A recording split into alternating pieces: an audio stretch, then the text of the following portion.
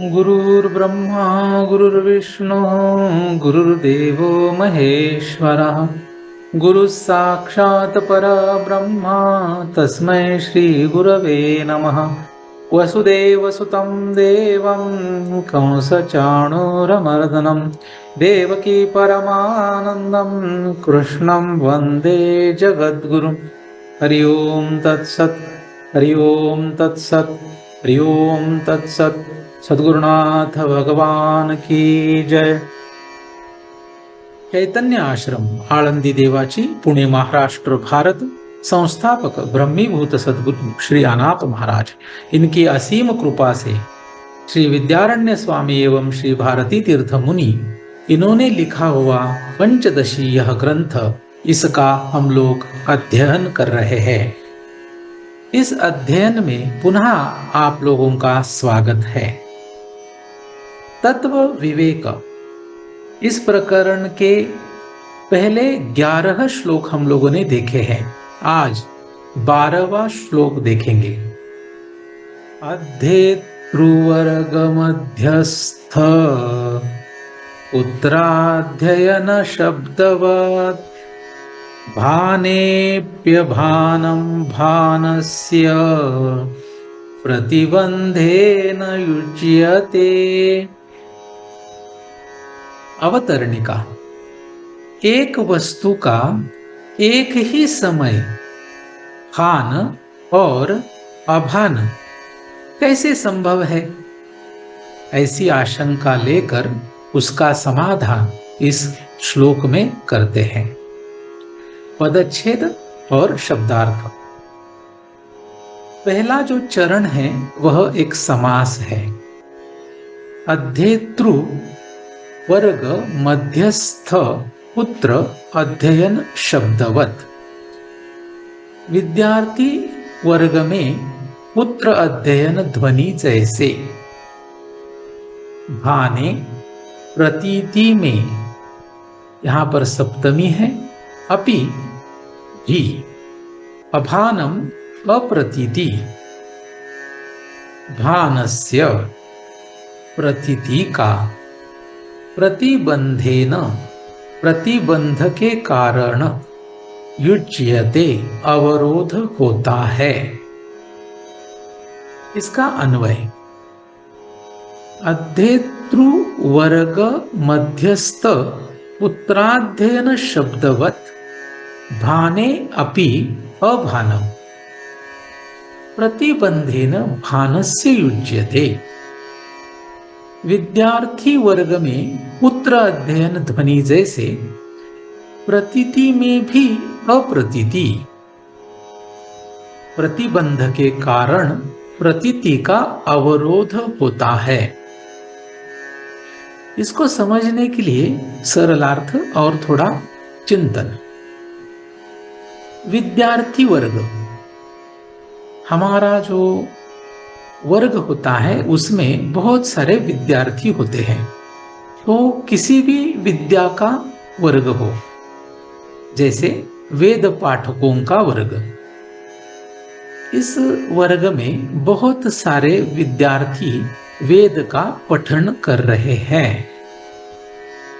कोई मंत्र ऋचा इनका वह पाठ कर रहे हैं, चैंटिंग कर रहे हैं। इस वर्ग के जो आचार्य हैं, वह आचार्य वहां पर कुछ कारणवश उस वर्ग की दीवारें जो है उसके बाहर, वर्ग के बाहर जाके खड़े हैं। अंदर वर्ग में सभी विद्यार्थी मंत्र का उच्चारण कर रहे हैं। उन विद्यार्थियों में उनका पुत्र भी है। तो अभी ऐसी स्थिति में क्या होगा? पुत्र अध्ययन ध्वनि माने कि सभी विद्यार्थियों में जो पुत्र है उसका भी ध्वनि वहां पर मौजूद है, लेकिन वह ध्वनि आचार्यों को ठीक से समझ में नहीं आएगा, सुनाई नहीं देगा। ऐसा यह उदाहरण है। ऐसे क्यों होता है, ऐसे क्यों होगा? क्योंकि सभी विद्यार्थी एक ही प्रकार के मंत्र उच्चारण कर रहे हैं। सभी विद्यार्थियों की यह जो पठन की रीति है वह समान है, स्वर समान है इत्यादि। और इसके कारण खुद के पुत्र का जो ध्वनि है वह आचार्य को समझ में नहीं आएगा। यह जैसा है वैसे ही उसी तरीके से परमानंदता की प्रतीति में अप्रतीति हो जाती है। तो इस उदाहरण के जैसे परमानंदता जो है उसकी प्रतीति में अप्रतीति हो जाती है। तो ये अप्रतीति जो हो गई, ये अप्रतीति का कारण क्या है? तो यहां पे दिया है प्रतिबंध। तो ये प्रतिबंध क्या है?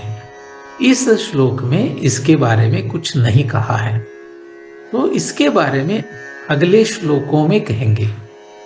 इसके कारण मैंने यहाँ पे सिर्फ क्वेश्चन मार्क करके ऐसे इसको रखा है। तो कुछ प्रतिबंध है जिसके कारण प्रतीति का अवरोध होता है। तो इसको थोड़ा समझते हैं। उदाहरण में जो आवाज है, जो ध्वनि है, सभी विद्यार्थियों की है।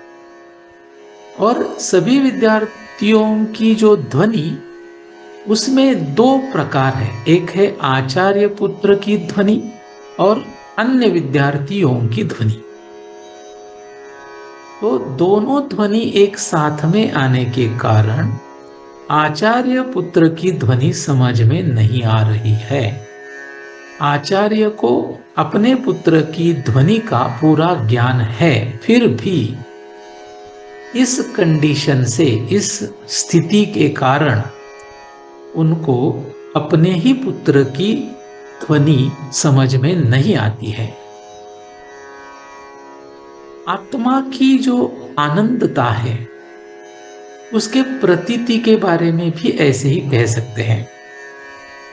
आनंदता यह जो है वह दो तरीके से हम लिख सकते हैं। एक है परम आनंदता और दूसरी अन्य विषय की आनंदता।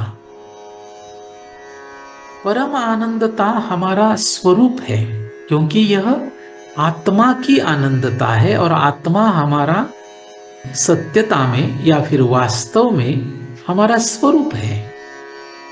तो परम आनंदता यह हमें पता है।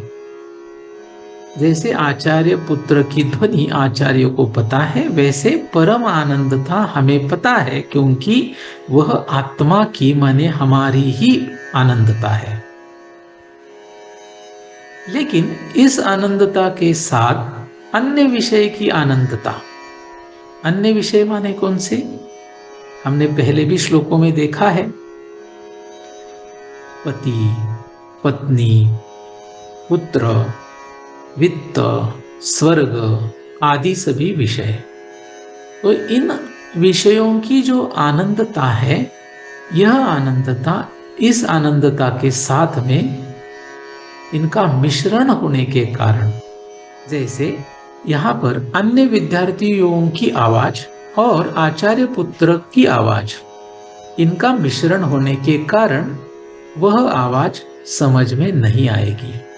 वैसे ही इन दो आनंदता का मिश्रण होने के कारण यह परम आनंदता जो है इसकी प्रतीति नहीं होगी।